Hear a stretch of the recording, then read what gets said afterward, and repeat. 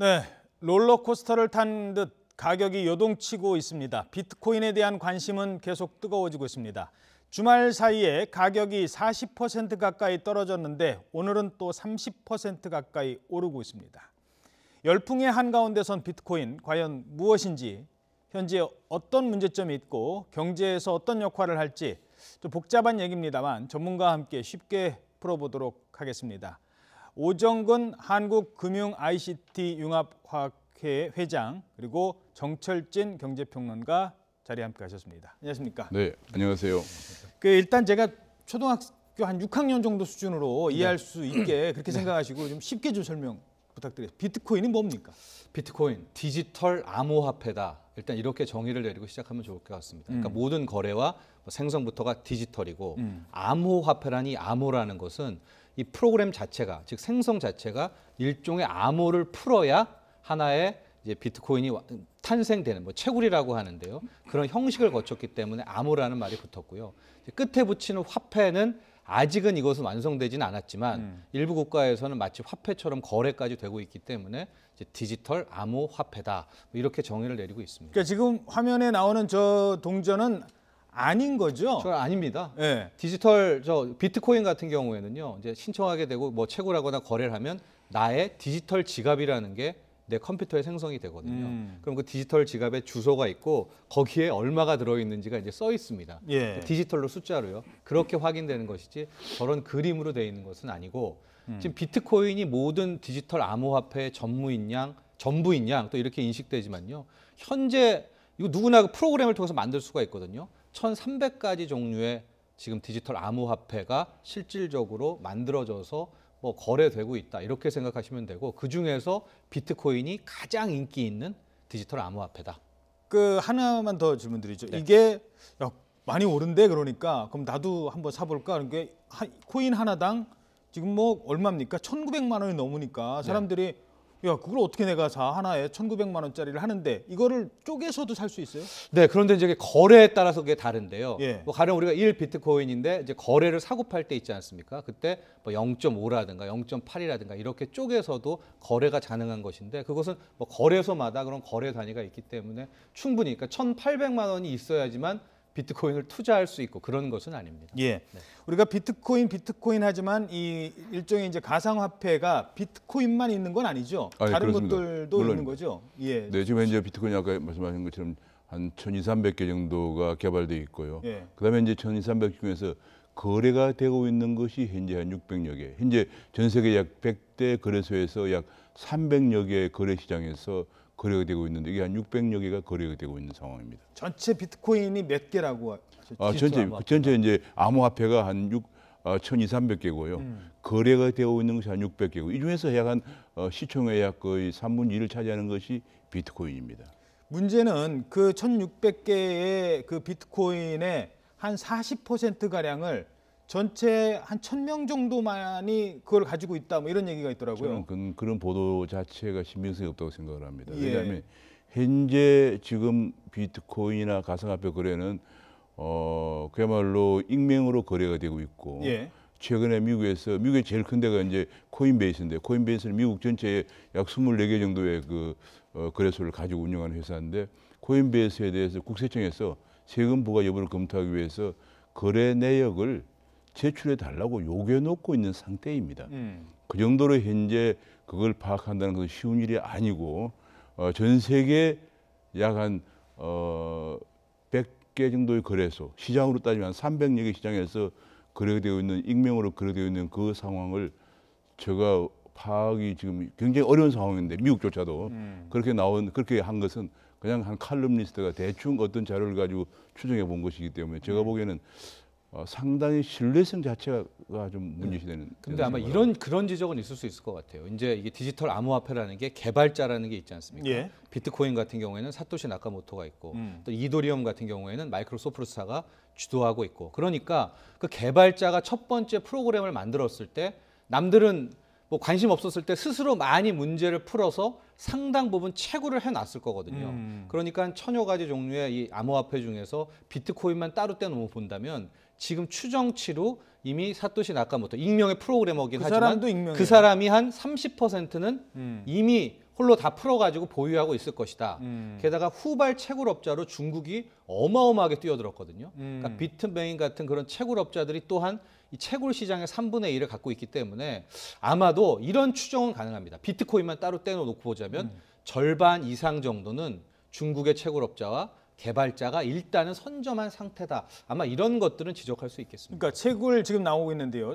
채굴하려면 수학 문제 풀면은 그거를 가질 수 있다는 거잖아요. 예, 뭐 쉽게 생각하면 수학 문제고 암호인데요. 예. 가령 비트코인 같은 경우에는 비트코인 ORG라는 개발자 그룹에서 이제 그 문제 같은 거를 냅니다. 그럼 이제 그건 뭐 누구나 다 풀 수 있는 거고요. 컴퓨터만 있으면. 그리고 풀면 되는 것이고 이더리움도 마찬가지로 그 암호를 풀게 될 경우에 우리가 금을 캐듯이 이제 그 암호 화폐들을 하나씩 채굴을 할 수가 있는데 일반 PC로는요. 한 일주일간 막 돌려도 글쎄 한 100원도 못 캡니다. 그러니까 굉장히 어마어마한 예. 설비 투자가 있어야 실은 채굴이 가능하고 그래서 중국과 러시아가 굉장히 많이 여기를 선점하게 됐죠. 예, 중국 러시아의 부분은 이제 잠시 뒤에 얘기를 하도록 하고요.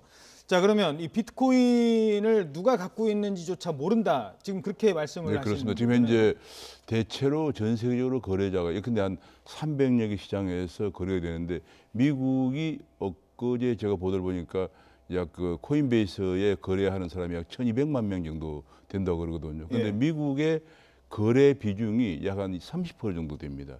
그러면 전 세계적으로 대체적으로 봐서 몇천만 명이 그냥 거래하고 있다는 얘기예요. 그러니까 이제 초기 개발자나 초기에 채굴자들이 보유하고 있는 거 빼고 나면은 사실상 그 몇천만 명을 식별해서 지금 데이터로 나왔다는 것 자체는 제가 그래서 아까 그 데이터 자체가 그렇게 신뢰성이 있는 건 아니다 그런 얘기입니다. 예.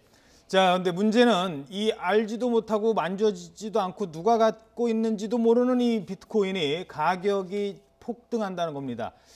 제가 뒤에 저희들이 그래픽을 준비했는데요. 이것도 벌써 저희들 만들 때보다 한참 바뀌었습니다. 일단 보시죠.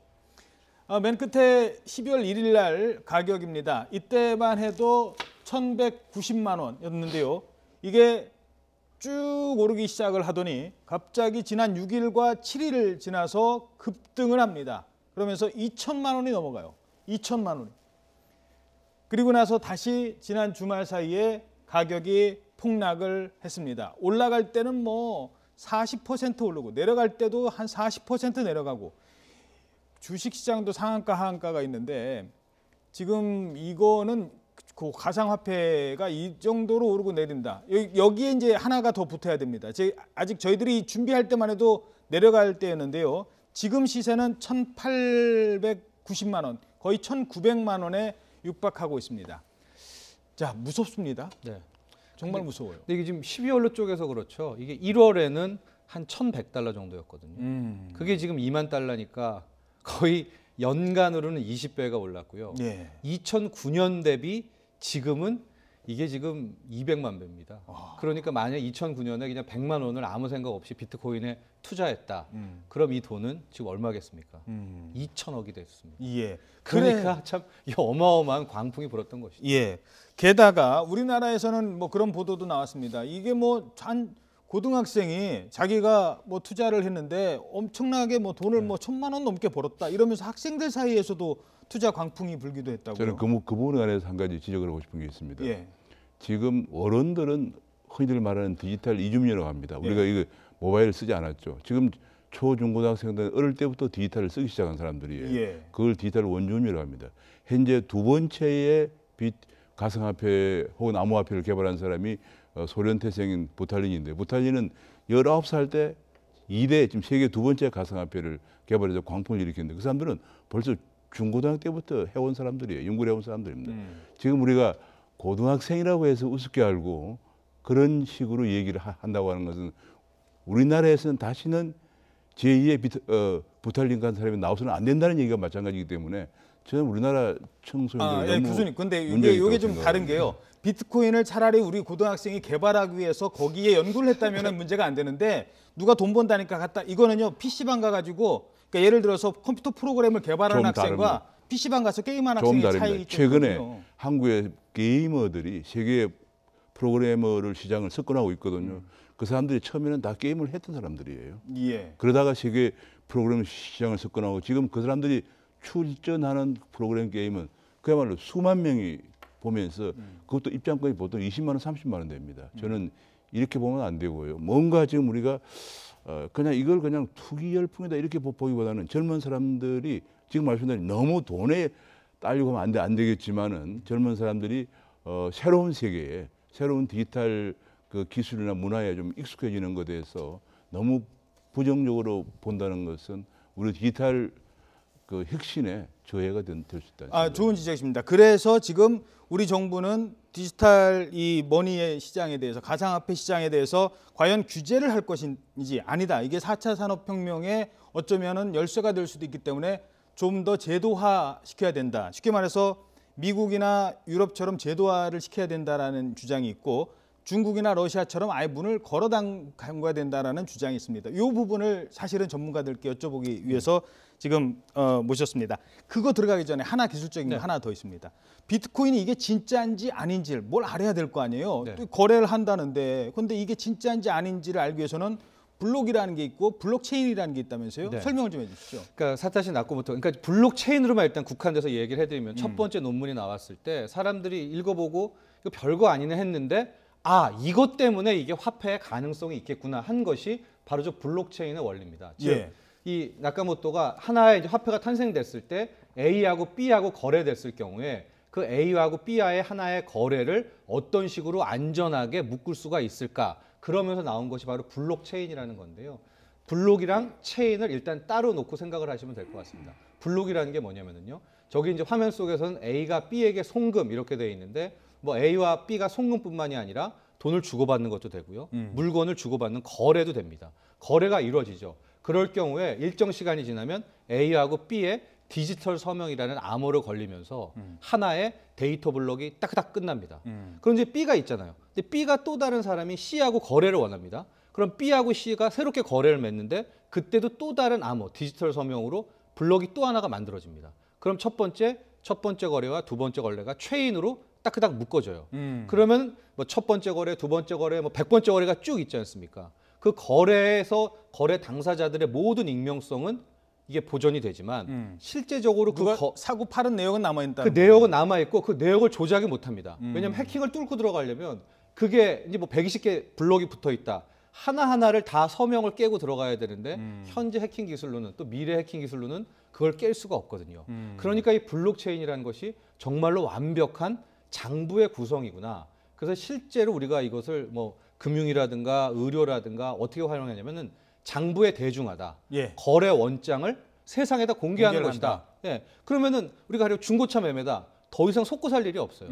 누가 사고 팔았는지는 모르지만 그 자동차에 붙어있는 블록체인을 통해서 이 자동차의 거래 매매 내역이 쫙 다 있어요. 어떨 때 사고가 났는지 이런 것들이 다 나와 있기 때문에 이제 그게 이제 완성되는 그 블록은 얼마 간격으로 만들어집니까? 그게 이제 어떨 때는 뭐 시간마다 그 각각의 블록체인, 그 이더리움도 그렇고 비트코인도 그렇고 다 다르지만은 그 블록 생성 시간에 따라서 지금 약간 또 논쟁이 돼서 그것을 넓히기 위해서 뭐 하드 포크다 해서 뭐 통로를 채널을 넓힌다 뭐 이런 얘기들이 나오고 있는데. 그러니까 한 10분 정도면 그게 업데이트가 금방 업데이트가 되고 있습니다. 속도의 문제인데 그래서 아예 속도를 더 빨리 하기 위해서 거래라는 게 뭐 초 단위로 나올 수가 있지 않습니까? 요즘 이제 세그윗이라고 그래서 약간 더 어려워지는데 서명을 분리해 가지고 또 서명 따로 데이터 블록 따로 거래하기도 하고 그렇기 때문에 이 블록체인이란 기술만으로 실은 우리가 더 주목을 해야 된다. 이렇게 얘기하면 쉬울 것 같아요. 우리 2009년도에 스마트폰이라는 게 나왔어요. 이 스마트폰이 나왔다는 것은 인터넷을 기능하는 거기 때문에 쌍방 거래가 가능하다는 얘기거든요. 쌍방 거래가 가능하는데 너 해킹하면 어떡하느냐. 그래서 나온 게 블록체인이거든요. 그러니까 이제 이게 2009년도에 또 블록체인이 나왔어요. 그 블록체인 그래요. 그럼 거래를 했다. 누가 책을 사거나 뭐 했다. 그러면 금전이 왔다 갔다 해야 되죠. 블록체인끼리 거래하는 블록체인을 가지고 거래하는 사람들끼리 최종적으로 종결시키기 위해서 가상화폐가 등장한 거예요. 그러니까 이것이 스마트폰이 나와서 P2P 거래가 돼. 이제는 중앙결제기구가 필요 없이 P2P 거래가 되고 P2P 거래를 해킹 없이 하는데 블록체인이 나오고 블록체인을 최종적으로 거래를 종결시키기 위한 화폐가 그러니까 이제 중앙에서 발행하는 화폐 필요 없이 우리끼리 화폐를 쓰자. 예컨대 옛날에 예컨대 싸이월드 같은 데 도토리 같은 게 있었어요. 그와 비슷한 개념인데. 그렇죠. 도토리 주고받는 거. 근데 도토리는 여기서 여전히 싸이월드라는 중앙기구가 있죠. 근데 이건 그냥 둘이서 거래하는데 아무 문제가 없이 서로 통용되는 돈을 개발한 것이 바로 가상화폐인데 그렇게 생각하시면은 좀 쉽게 이해가 되시지 않겠나 싶습니다. 그래서 2009년도에 개발된 이후에도 많은 사람들이 이거 괜찮을까 해서 사실은 거의 7년 동안 금년까지 거의 거래가 안 됐어요. 이번에 금년에 거래가 폭등한 이유가 예. 거래가 안 됐으니까 뭐 연초에 당연히 1비트당 100달러밖에 안 갔죠. 그렇겠죠. 그러다가 이제 이번 4월에 일본이 이게 지난 7년 동안 해킹이 한 번 없었어요. 거래소는 해킹이 됐지만 해킹이 한 번 없었고 이게 7년 동안 24시간 계속 작동이 되었거든요. 그걸 보면서 일본이 이걸 거래 통화로 해도 되겠다. 2004월에 발표를 하면서 드디어 거래가 폭등하면서 이것이 뭔가 화폐 또는 상품으로서의 가치가 있겠다 싶으면서 가격이 이제 적정 수준 올라가는 과정에서 연초에는 거의 거래가 없던 가격이니까 예. 폭등하는 그런 모습을 보였고 제가 보기에는 이제는 가격이 어느 정도 수요 공급 위에서 결정이 되는 상태까지 온 것이 아니냐 그런 생각을 합니다. 가상화폐 거래소가 우리나라에 몇 개나 있습니까?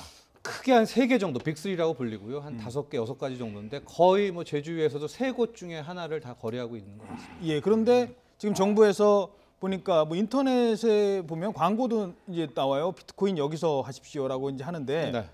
그 누가 가입했는지 과거에 지금 청소년들이 가입할 때도 이게 청소년인지 확인도 안 되고 그다음에 내가 여기를 믿고 가입을 해도 되는 건지도 모르겠고 네. 누가 사는지도 안 알려주고 그렇죠. 지금 그런 문제들이 좀 있는 것 같아요. 그래서 실질적으로 이 거래소가 모두 이제 법상으로는 우리 홈쇼핑하는 그 통신사업자로 일단은 다 오픈을 했었거든요. 그런데 이번에 이제 금융위를 비롯해서 TF팀은 일단은 인가제는 안 하겠다. 그런데 지금 통신사업자지만 돈을 받고 계좌를 통해 가지고 거래를 하고 있기 때문에 너네들은 유사수신 행위를 하고 있는 것이다. 예. 그렇기 때문에 적절한 보완책과 대책이 없다면 이것은 인정할 수가 불법 행위다라고 일단 규정을 했거든요. 근데 아마- 유사수신이라고 할 때는 네. 내가 당신이 나한테 투자를 하면 내가 몇 퍼센트를 보장해주겠다 뭐 이런 게 있는데 비트코인 업체는 그런 건 안 하죠. 그런 건 안 하지만 실질적으로 각 계좌를 터서 이제 받는 돈들이 있거든요. 그러니까 지금 보면 해킹이 됐다는 뉴스들이 나오는데 예. 비트코인의 그 블록체인이 해킹이 된 된 게 게 아니라 그 거래소에서 지금 대리 거래를 해주고 있습니다. 음. 그러니까 그때 그 거래소를 해킹이 당해가지고 디지털 지갑이 털렸거든요. 그러니까 정부 입장에서는 그런 유사수신은 아니지만 어쨌든 계좌를 터서 돈을 받고 그것들을 매칭해주고 있는 그 행태를 이제 유사수신이라고 본 그렇죠. 거죠. 그 부분 예. 그래서 그 법률적으로 좀 논쟁이 될 소지가 유사수신 행위라고 해서 아직 법률상으로는 안 되는데 유사수신 행위에 들어가는 범위를 넓히기 위해서 법안을 개정하려고 하는데 개정해서 단속에 들어갔을 경우에 법리 논쟁이 굉장히 심해지고요. 거기에 따라서 왜냐하면 이건 원금을 보장하는 게 아니거든요. 예. 그에 따라서 피해자들의 소송 가능성도 생각이 되고요. 후폭풍이 만만치 않으리라고 생각됩니다. 그렇죠. 그리고 뭐 문제가 지적된 김에 이것도 하나 더 하도록 하죠. 얼마 전에 큰 해킹 사건이 있었습니다. 그때 그 해커들이 요구한 게 돈을 보내라가 아니라 비트코인 달라고 하는 거였습니다. 네. 앞으로 이제 마약 거래할 때요. 자기네들끼리 마약 거래한 다음에 돈은 비트코인으로 달라고 할 수 있습니다. 왜? 누가 가지고 있는지를 모르니까 그런 부분에 악용될 수 있거든요. 그렇죠. 이게 익명성 때문입니다. 그러니까 어디로 보내라 했을 때 그 계좌번호가 아니라 스위스 은행 번호도 아닙니다. 그 디지털 지갑의 주소입니다. 어드레스. 글로 보내면 그 사람이 또 몇 군데만 보내게 되면 바로 자금 세탁은 완벽하게 되는 것이거든요. 예. 그래서 그게 이게 또 다른 논란이 되고 있는 거죠. 일본에서는 그래서 이번에 이제 바로 그 옛날에 마운트 곡소라는 데서 그런 문제가 발생을 했거든요. 예. 그 일이 발생한 이후에 일본 이번 4월 달에 거래 통화를 인정하게 되기 전까지 일본이 요구한 게 뭐냐면 거래소를 하려면은 최소한 지금 얘기한 것처럼 물론 이제 이번에 비썸처럼 컴퓨터 서버 용량이 충분히 되고요. 그 다음에 중요한 중 하나가 고객 신원 확인이 돼야 된다. 그렇죠. KYC라고 그랬어요. 누가 사고 파는지 예, 그 다음에 자금 세탁 방지 시스템이 구축돼야 된다. 예. AML이라고 그래서 뇌물에 사용할 수 예, 있고. 그렇죠. 이런 것들을 갖춘 거래 요건을 제시하고 등록을 받았거든요. 그랬더니 한 50여 군데가 신청했는데 11군데가 등록을 받아줬어요. 예. 그러니까 이제 그렇게 해서 제도를 구비해 나가면 되는데 우리나라는 그렇게 하기 위해서 일본에서는 이걸 일단 거래 통화다라고 인정을 했기 때문에 그런 제도를 갖출 수가 있는데 우리는 처음부터 이제 우리는 이건 거래 통화도 아니고 상품도 아니다 해버려 놓으니까 제도권에서 그런 걸 만들 수가 없단 말이에요. 그러니까 거래소를 그 통신업자라고 그러고 유사수신 행위 이렇게 하니까 지금 법리 논쟁이 붙고 막 난리 나는 상황이 알겠습니다. 벌어진 것입니다. 예. 뭐 들으면 들을수록 조금 더 어려워지는데 얘기한 김에 어려운 얘기 하나만 더 질문드리겠습니다. 이게 지금 비트코인을 사고 파는 것도 잘 모르겠는데 자 이제 선물 거래를 한다고 합니다. 선물 거래. 자 선물하면 뭐 벌써 옵션 나오죠. 콜이냐 푸시냐 뭐 아니, 나오죠. 그게 너무 복잡하게 생각할 거고요. 복잡하게 지금 가고 있으니까 그 시카고에서 선물 거래를 오늘부터 시작을 한다는 얘기에 그것 때문에 오른 건지 모르겠습니다만 오늘 30%가 오르고 있거든요. 오늘 제가 보니까 시카고에서 현물 시장에 이제 16,200원, 200달러 정도인데요. 1개월 뒤 가격이죠. 그게 이제 한 17,000달러 정도 되고요. 18,000달러가 올라갔네요. 오른다고 지금 보는 예, 거예요. 18,000달러고 3개월 물이 18,250달러니까 예. 이게 이제 어떤 식이냐면 이렇게 되면은 선물 가격이라는 것이 이제 미래 1개월 뒤, 2개월 뒤, 3개월 뒤의 가격을 예상하고 수요 공급에서 결정되는 거니까 지금 저는 가격이 폭 등락하는 게 아니고 선물 시장 결정 가격을 보고 어느 정도 내가 살려고 하는 사람이 생기고 파는 사람이 생기니까 가격이 자연스럽게 선물 시장 가격에 수렴해 가는 그런 모습을 보이지 않겠나. 지난주에는 이제 전까지는 야 이렇게 되면 이제 거대 IB들이 많이 들어오게 되니 가격이 많이 오를 것에 폭등했다가 이제 막상 이제 그 치고 빠져나가는 사람들이 생기면서 가격이 떨어졌는데 또 기대한 만큼 많은 IB들이 아직은 들어오고 있지 않기 때문에 그런데 어쨌거나 이 선물 가격을 보니까 그러니까 3개월 뒤에는 비트당 한 1비트코인당 2,000달러 정도 더 오를 것이라는 예상을 하고 있다. 시장이 예상하고 있다는 얘기죠. 그럼 점점 그렇게 가격이 수렴돼 가면서 좀 안정되지 않겠나 싶습니다. 쉽게 생각해서요. 미래 가격을 맞추는 겁니다. 그러니까 비트코인을 직접 거래하는 건 아니죠. 비트코인 그렇죠. 선물은. 그러니까 원유 선물이라고 우리가 생각하시면 되는데. 그렇죠. 뭐 곡물이나 뭐 이런 예, 것처럼. 국제 유가가 3개월 뒤에 얼마일 것이다라는 그 게임을 하는 것이고요. 그 게임 3개월이 지났을 때 실제 원유 드럼통을 주고받는 것은 전체 거래의 한 20%도 안 되거든요. 그러니까 비트코인 선물이라는 것은 일단 또 다른 비트코인을 기초 자산으로 한 또 하나의 투자 상품이 열렸다 이렇게 생각하시면 되겠습니다. 알겠습니다. 네. 자, 그러니까 지금 이렇습니다. 한쪽에서는 이 비트코인 하다가 정말 패가망신하는 사람들 많고 누가 사고 파는지도 모르고 뇌물에도 쓰이니까 과연 이거를 그대로 놔둬선 되겠느냐, 규제를 하자라는 입장이 있고요. 미국은 지금 선물 거래까지 하고 있습니다. 아까 말씀하신 IB, 큰 대형 투자은행까지 이제 곧 들어올지도 모른다라고 하는, 그러니까 남들은 저만큼 지금 앞서가는데 그럼 우리는 뭐 할 것이냐라고 지금 고민을 하고 있습니다. 각국의 입장 지금 나오고 있는데 미국, 일본, 유럽은 좀 제도권 안에서 활성화를 시켜주자 이런 입장입니다. 글씨 많지만. 그리고 다른 나라들도 좀 보도록 할까요? 중국이나 러시아 같은 경우는 그 큰 손들이 투자를 이미 했지만 그렇죠. 이 공산권에 있었거나 과거 뭐 그런 경험이 있어서 그런지 일단은 자국에서는 안 된다. 자국에서는 안 된다. 지금 네. 이런 입장이거든요. 자, 우리는 지금 어떤 고민을 해야 될 지점입니까? 저는 일단 거래소 자체는 공공성을 굉장히 강화해야 된다 이런 쪽입니다. 그러니까 일본처럼 뭐 거래소 인가제까지 하려면 실은 지급결제 수단 인정 이런 것들이 필요하긴 하겠지만 현재로서는 실은 거래소가 일단 탄탄해야지 선의의 피해자들은 막을 수가 있거든요. 네. 그래서 일본 정도까지는 아니더라도 그 중간 정도 단계의 거래소 공공성 확보는 일단은 필요하다. 여기서부터 시작을 하는 것이 맞다고 보여집니다. 예. 자, 아까 교수님 그 말씀 중에 제가 뭐 끊어가지고 좀 죄송한데 아까 청소년들 그 얘기했었지 않습니까? 뭐 그 부분은 제가 사과를 드리겠습니다. 아니요, 말씀 중에 제가 말 끊어가지고 청소년들이 과연 그 부분에 대해서 미국의 비트코인 전문가 아더 헤이에스라는 사람이 이렇게 얘기를 했습니다. 한국 젊은이들이 비트코인의 폭발적 상승세에 결정적 역할을 하고 있다. 지금 저는 그 고등학생들이 그런 얘기 한 행위에 대해서 뭐 왈가왈부하자는 건 아닙니다만 그 부분을 어떻게 저는 이렇게 해석하시겠습니까? 생각합니다. 지금 우리나라가 IT 강국이 된 배경에는 우리나라 사람들 전 세계에서 인구당 이 모바일폰을 제일 많이 갖고 있습니다. 거의 초등학생부터 갖고 다니거든요. 이것 때문에 모바일폰 IT 강국이 됐습니다. 제가 보기에는 우리나라가 규제를 적절한 수준에서만 해주면은 이 가상화폐에도 세계를 주도할 가능성이 있는 잠재력이 있다는 것을 보여준다고 생각을 하고 있습니다. 이걸 갖다가 너무 한쪽 측면만 보고 규제하면은 이 싹이 다 없어지는 건데요. 아까 얘기했지만 그 부탈린 같은 경우는 고등학생 때 벌써 연구를 했고 대학교 들어가자마자 배울 게 없대서 나와서 만든 게 바로 이더리움이거든요. 저는 우리나라 학생들이 충분히 그런 자질이 있기 때문에 너무 한쪽으로만 보는 것보다는 좀 새로운 세대가 열리고 있다. 이런 식으로 좀 보는 거 좋겠다 생각합니다. 그러면은 정부가 어떻게 앞으로 제도를 만들어야 될까요? 정부는 저는 이렇게 생각합니다. 하나 아까 그 말씀하신 거 잘하셨는데 저도 거래소에 대해서 어느 정도 자격 요건을 갖춘 그런 거래소를 만들어서 건전한 투자와 건전한 거래가 가능하도록만 해주면 되는 것이에요. 그러면은 피해자가 안 나오는데 지금은 우죽순 놔두다 보니까 거래소가 열악할수록 고객을 유인하려고 합니다. 유인하면서 다단계도 하고요. 우리 거래소에 많이 끌어오면은 뭐 비트코인 좀 주겠다 이런 것도 나오면서 사기까지 등장하고 있으니까 거래소를 빨리 건전한 거래소를 육성하는 것이 굉장히 시급한 과제다. 우리나라에서 그걸 금지하면은 그래서 이거는 글로벌 통화이기 때문에 해외로 나갑니다. 중국처럼 통제가 안 돼요. 우리나라는 자본거래가 완전 자유화되어 있고 OECD 회원국이기 때문에 자본거래 통제가 안 되기 때문에 바로 해외로 나가면서 중국이 규제한 이유가 바로 중국의 자본 유출 때문에 규제한 거거든요. 예. 자, 어떻게 보십니까? 한 1분 정도 남았는데요. 저는 일단은 이제 투자로 접근하시는 분들은 지금부터 좀 조심해야 될 필요가 있다 좀 보고 있습니다. 왜냐하면 선물 거래라는 것이요. 그동안은 선물이 없었기 때문에 그러니까 오르면 오르는 걸로 끝났는데 이제는 오르는 거에서 돈 버는 세력도 있지만 떨어져도 어마어마한 돈을 벌 수 있는 장이 열린 거거든요. 그랬기 때문에 실질적으로 큰 손들은 이제 가격을 굉장히 흔들면서 올라가더라도 올라갈 가능성이 높습니다.